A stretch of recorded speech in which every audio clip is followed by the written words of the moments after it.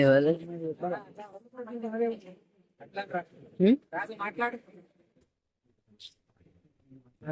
ఈరోజు 13వ తేదీన సుందరయ్య విజ్ఞాన కేంద్రంలో ఆటో డ్రైవర్ల సమస్యలపై భారీ ఎత్తున సమావేశం ఏర్పాటు చేయడం జరిగింది. ఆ సమావేశంలో భాగంగా మంచిర్యాల జిల్లా సమస్యల పరిష్కార దిశగా రేపు 17వ తారీఖు జిల్లా కలెక్టర్ కార్యాలయానికి వినతిపత్రం కార్యక్రమం, 24వ తారీఖు నుండి నిలవర్తిక సమ్మె ఉంది. పెద్ద ఎత్తున సమ్మె కార్యక్రమం చేపడతాం. మరో తెలంగాణ ఆటో డ్రైవర్ల ఉద్యమం చేస్తామని చెప్పి కాంగ్రెస్ ప్రభుత్వానికి మేము విజ్ఞప్తి చేస్తున్నాం.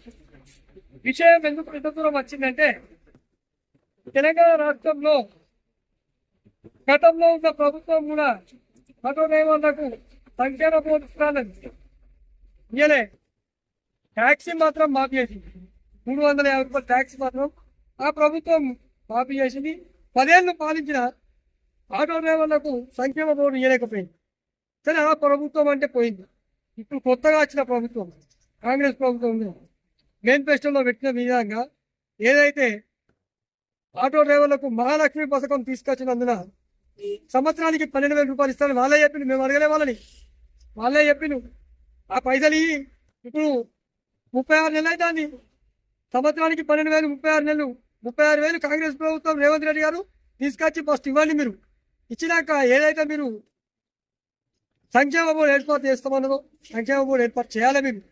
మీరు మాట ఇచ్చి ఆటో డ్రైవర్ల ఓట్లన్నీ దండుకొని ప్రత్యేకిండు. ఈరోజు మీరు అధికారంలో ఉన్నారు కాబట్టి సంక్షేమ బోర్డు ఏర్పాటు చేయాలి.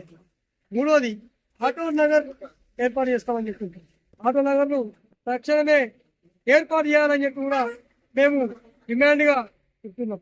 మీరు పూర్తిగా మహాలక్ష్మి పథకం తీసుకొచ్చి ఉచితంగానే కదా ప్రభుత్వం ఇచ్చేది, మనదేం పోతుందిలే అని మహాలక్ష్మి పథకం మీద సంతకం పెట్టి ప్రభుత్వం ఏర్పాటయ్యాక ఫ్రీ బస్ అమలు చేసినప్పటి నుండి అసమ్మతికి గురై భార్య పిల్లలకు తిండి ఒక పూట కూడా సరిగ్గా పెట్టలేక పిల్లలు నానా ఏం తెచ్చినావు అని ఆటో నడిపి వచ్చిన తండ్రిని ఇంటి ముందు గలమల్లే నా తండ్రి ఏదో తెచ్చిండు అని ఆశతో వచ్చి పిల్లలు ఎదురు నిల్చుంటే వారికి కనీసము ఒక 10 రూపాయల మిక్చర్ ప్యాకెటో లేకపోతే ఒక సేఫ్ పండ్లో తేలేని పరిస్థితి, ఆ దుస్థితికి వచ్చిందని నేను నా పిల్లలకు కూడా న్యాయం చేయలేకపోతానా, ఈ ఆటో బతుకేందుకు అని 200 మంది ఆటో కార్మికులు ఈరోజు కాంగ్రెస్ ప్రభుత్వం తీసుకొచ్చిన పథకం వల్ల చనిపోయింది.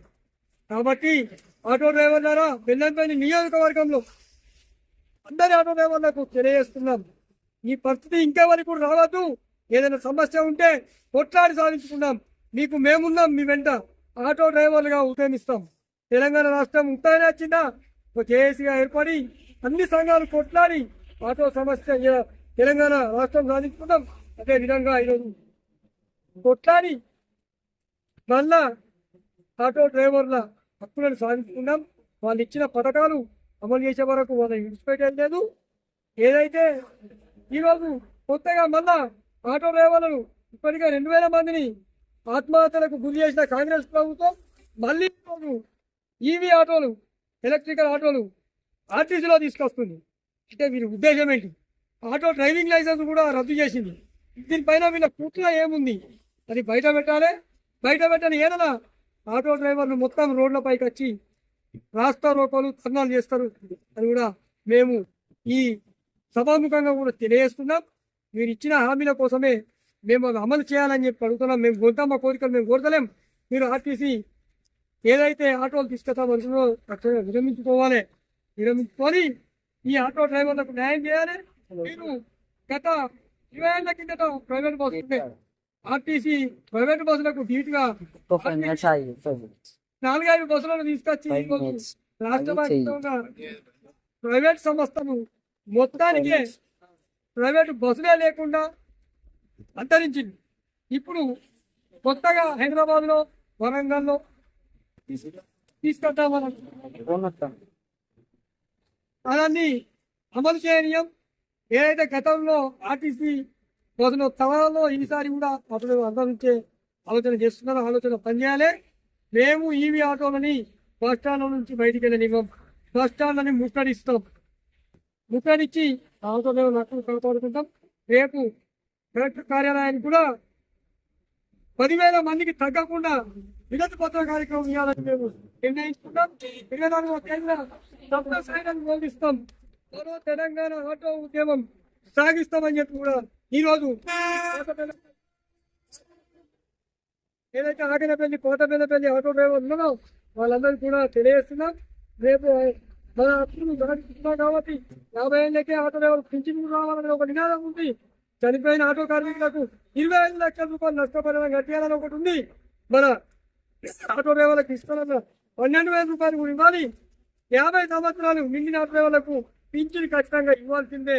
ఎందుకంటే ఆటో రంగం చాలా పెద్దది.